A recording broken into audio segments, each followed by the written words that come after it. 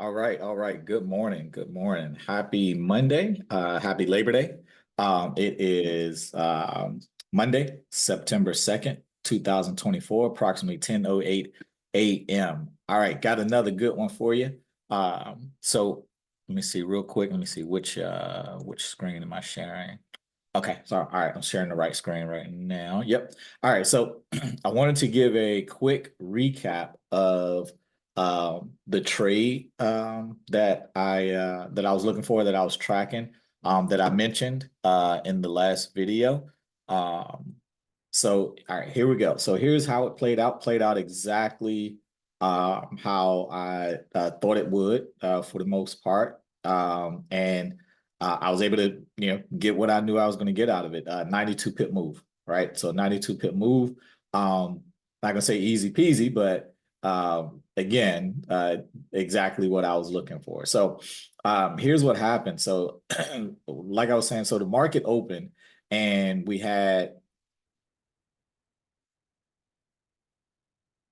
ended up, I'm gonna wait for this to refresh real quick.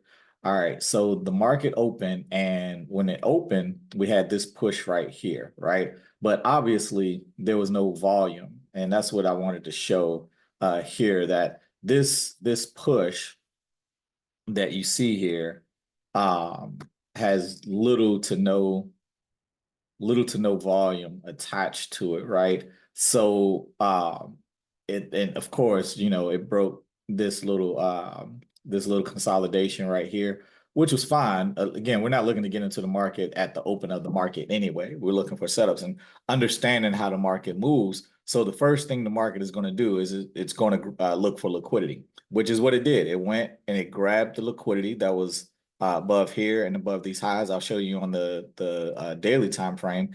It grabbed some liquidity and then pushed down, right? And pushed down into that fair value gap, right? And you can't really see it from an absorption standpoint because it didn't carry over, but that's exactly what it did, and that's what I was saying. The purpose in my fair value gaps video 2 videos ago, right? That the purpose of the fair value gaps, right? So the market came down and filled a lot of those buy orders that was sitting there, right? Again, this was all by design. All of this is by design, right? If you think it's just random, then no, you're mistaken, right? This is not random. This push and this fair value gap right here was totally by design, and it's exactly what the market makers or the institutions or what have you, it's exactly what they wanted to happen. So the market came down, filled those buy orders right there to get it ready in preparation to push the market up past that high that was created at that time in the opening of the market, right? So again, hopefully you didn't try to trade something like that, and you waited, like I said, for the market. Again, you want to trade from key areas, right? Fair value gaps being one of those key areas.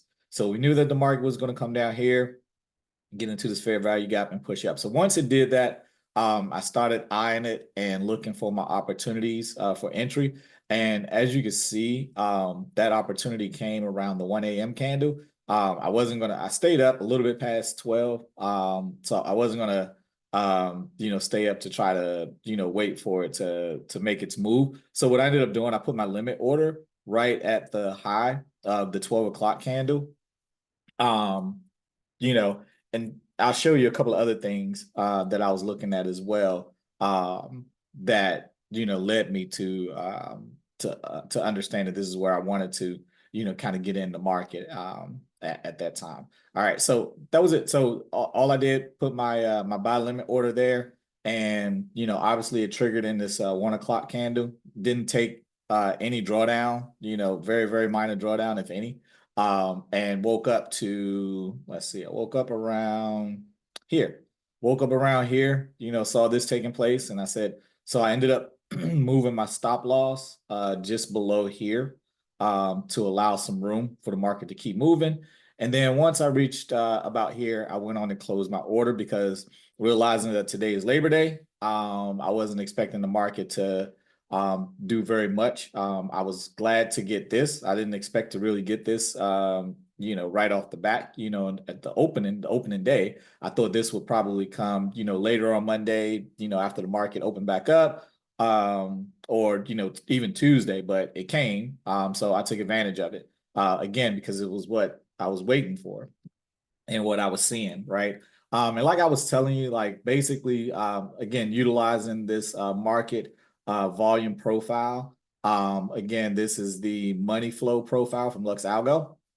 Again, as you can see, not a lot of interest, not a lot of volume there, or what have you. Again, volume being on this side, the sentiment being on this side. So don't take these as, again, these don't indicate volume. It just indicates sentiment at this level, right? And you want to kind of take sentiment out of it for the most part and focus more so on the volume. That's what, again, according to my last video, where I did the deep dive on the volume, you want to really focus on these areas in yellow where there's high volume, right? Your low volume areas is where price is going to move pretty smoothly in most cases. You're going to have most of your reactions though at these yellow areas. That's where this is where you're going to have your in most cases your supply and demand, support and resistance, however you want to call it, right?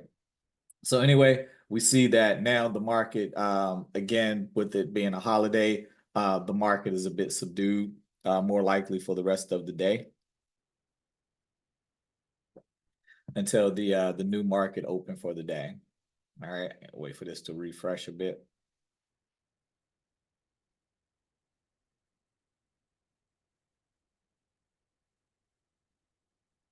Let me do that. Do that so I don't really lose anything. All right, and then once this comes back up, I'll show you the pip count from the move. Like I said, I think it was roughly 90 something pips, something like that. And that move isn't finished. But again, just because the market is pretty much closed for today, not a lot of liquidity, so you're not going to get a lot of movement today.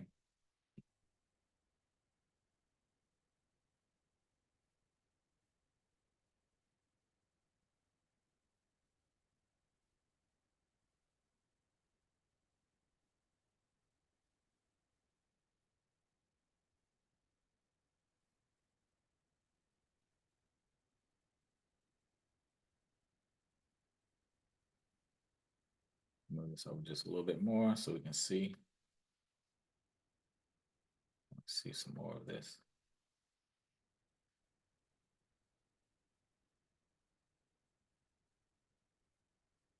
All right, there we go. All right, that should be sufficient for now. All right, so again, all right, so let's see what the pip count was on this. All right, so triggered in, like I said, right about here, and then caught all of this move right here. Yep, so it went about 100 something pips, and I ended up, like I said, it was like 90 something pips when I closed it. This other candle was already moving to the downside a little bit, which let me know that the market was starting to dwindle as far as volume was concerned. All right, you notice I have this volume indicator down here. Again, just to keep track of, not using for any particular purpose, only just again, just to see what the volume looks like, in each candle, but not really utilizing it for trade setups or anything like that. My trade setups come from, what I've been utilizing. All right, so what I'm gonna do is I'll show you give you a couple of tips, some other ways, Confluence and other ways to verify to get into these moves, or what have you. All right, so let's go. I'm going to share my multi-time frame chart. And yes, I did combine. I ended up putting the profile, the volume profile on my technical analysis chart. So that way I'm only looking at two screens and not trying to keep track of the other one. Because this one, the third screen, I was putting it on my laptop, which is a smaller screen, smaller view. So it's a bit difficult to see when I look at it. And so when I put the volume profile here, the money flow profile on the technical chart, it didn't clutter my chart up. So I felt like it was okay to go ahead and leave it there. So that's why you see that there now. It's part of my technical analysis chart.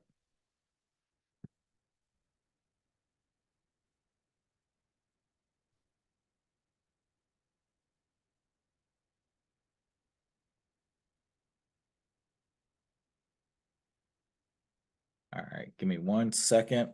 I'm gonna change a setting real quick.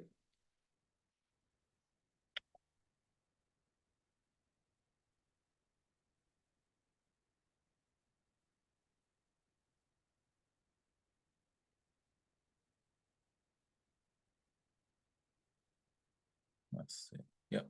Yeah.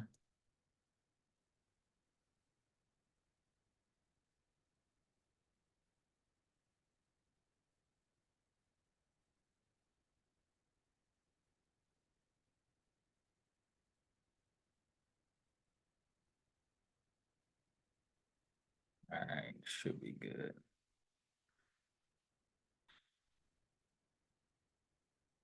Okay. All right, so this is my multi-time frame chart. So a couple of things that you could do to, to add confluence to your entries and stuff. So one of the things I wanted to show you, and these are just tips, you don't have to use these. It's up to you if you're the type of person that needs, something extra to feel more comfortable about getting into a move, right? Because you've been burnt so many times. You can use a momentum oscillator. I prefer the Red K EverX one. And because the crosses can give you the indication of um, you know, if the market is moving one way or another, right? So here you can see where we had the cross, right? Um, and of course, the market, moved in our direction. I think you're okay to utilize something like this as long as, because there's so many fake signals, which is why I don't really advocate so much for indicators, so to speak, or indicators to, for timing and all of that stuff. There's so many fake signals out there.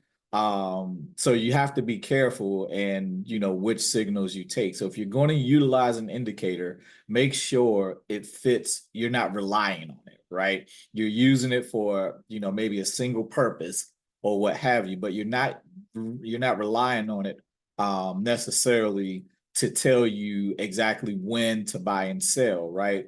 Or, where or something like that, right? Have a specific purpose. So the purpose of this one, I would say, would be to give confluence to what I'm already seeing and what I'm analyzing, right? I'm seeing that momentum has slowed down to the downside, this pullback here, right? That's what I'm seeing off of price action, right? I'm only verifying that with this momentum oscillator, right? And the volume, of course, right? We can see that here we have in this candle here, the volume is bullish, right? And then we have a cross. All right, that gives us, an indication that, we can go ahead and, we can put a limit order in, or you can go ahead and put your buy in, whatever you feel comfortable doing, right? Okay, so that's that, and you can see where it is now, where you got a little bit of a cross, right? And this is the hourly time frame that we're looking at the moment, right? So you got a little bit of a cross or what have you. Again, I would only look for these crosses and stuff at my key levels where I'm looking to trade only where I'm looking to trade only. Don't try to, make a trade up, or, make a key level up. It doesn't work that way. You're gonna get ate up trying to do that stuff. All right. Real quick while we're here, if you look at my daily, remember I was tracking this move anyway. You see, like I said, where it came down into the previous day's candle, filled that fair value gap and then pushed up. Like I said, we took out all of these highs right here. I think we got into this one a little bit. Like I said, we still got some ways to go. We still got some ways to go in that up move, it looks like, but we'll play it setup by setup, day by day. All right. We're not going to be greedy. Now, here's another tip that you could possibly use for your entries, or what have you. Again, from key levels only. So this is the 15-minute chart here. And again, I'm not necessarily using the 15-minute for my entries necessarily, not necessarily. I'm looking at it and I have the view to have a lower time frame perspective on market movement. That's why I have the view of the 15-minute, not necessarily for my entries, because my entries are based off of price action and movement, right? But again, if you need something to help you out a little bit, then the UT bot alerts buy sell indicator is one of the few that I've seen that gives pretty decent signals. Again, like any other indicator that we're trying to use for signals, it gives a lot of false signals, which again is why I don't advocate for relying on indicators.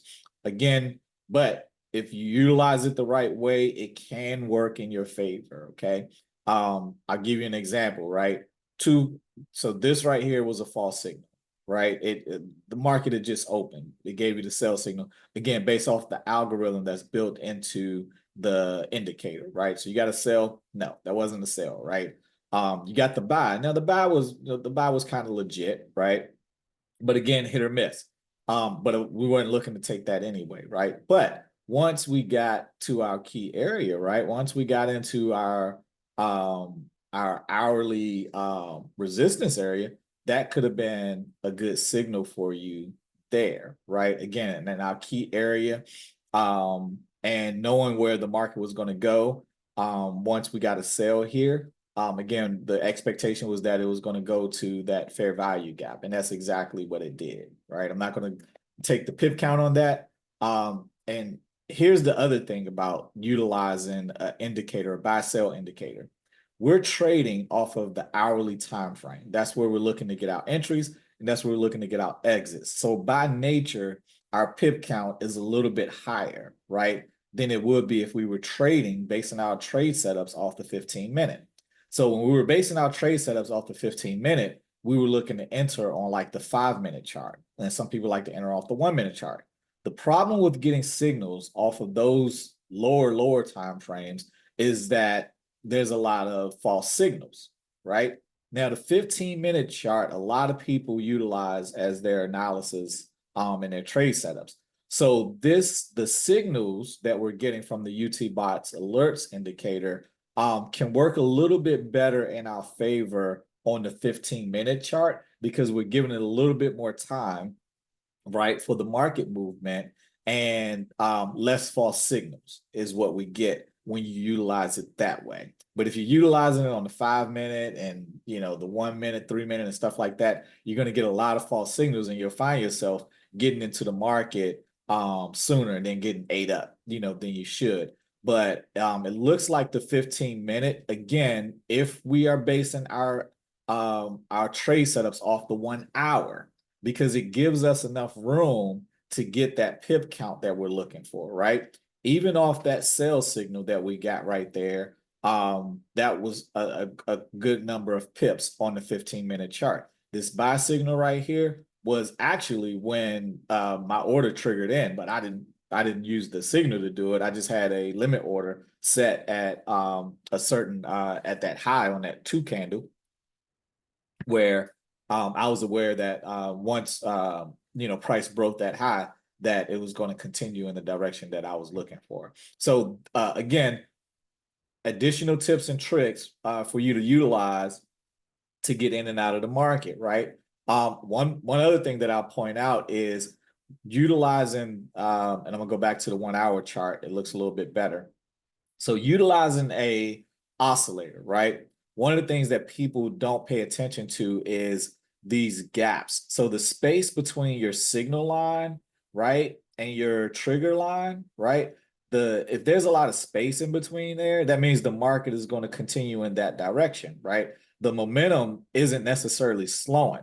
So, but when the gap starts to close, that means the momentum is starting to slow, which means possible reversals, right? Because what you'll see, what'll happen is you'll get something like this, right?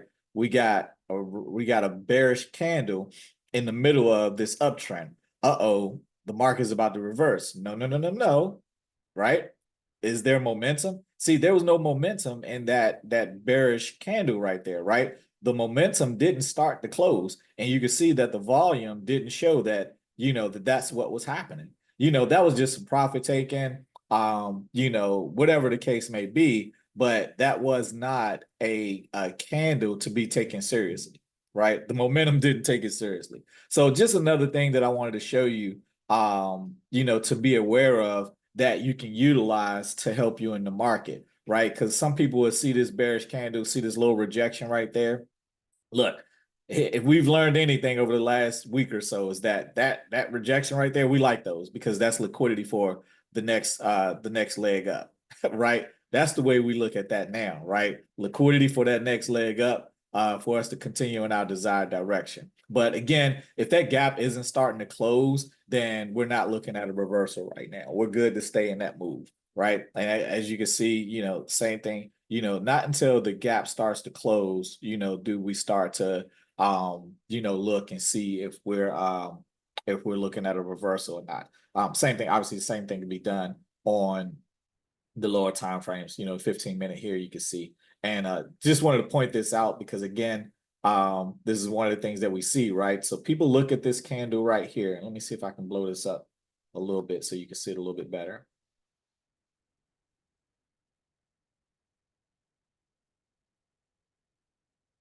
My computer's moving a little slow now, so.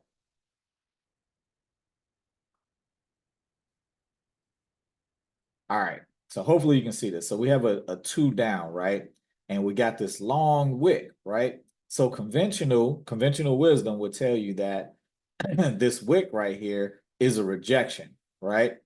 Again, no, no, no. We like those. It created a lower low, and right now the market is kind of moving down. If you look at the volume, right, and you look at the spacing of the momentum, right, this wick is more likely to be liquidity for more down movement. So one of these candles is going to capture the liquidity in this wick right here, all right, which is kind of already starting to happen a little bit. And you'll see, maybe it could be a rejection, but a lot of times, just depending on the direction of the market, and we get our direction based off the higher time frame. Remember that, don't forget that. And we know that the higher time frame right now is telling us that the market is bearish. So there's a very good chance that price is going to come and fill that wick with sell orders, right? These are buy orders. This is buy liquidity that push that market up. So what's going to happen, or what could happen, is the market is going to come down and put some sell orders, push that market down. But in any case, push price down. But in any case, again, today, for the rest of the day, again, with the market being closed, for the most part, not a lot of liquidity, so you shouldn't be trading. If you didn't catch that big trade from earlier, then stay out the market until later, till we get some more liquidity and volatility. So anyway, a couple of things that I wanted to drop on you today. Hopefully it was worth your while and you got something out of it, and you continue to make great trading decisions. That's all I have for you for today. Good trading as always.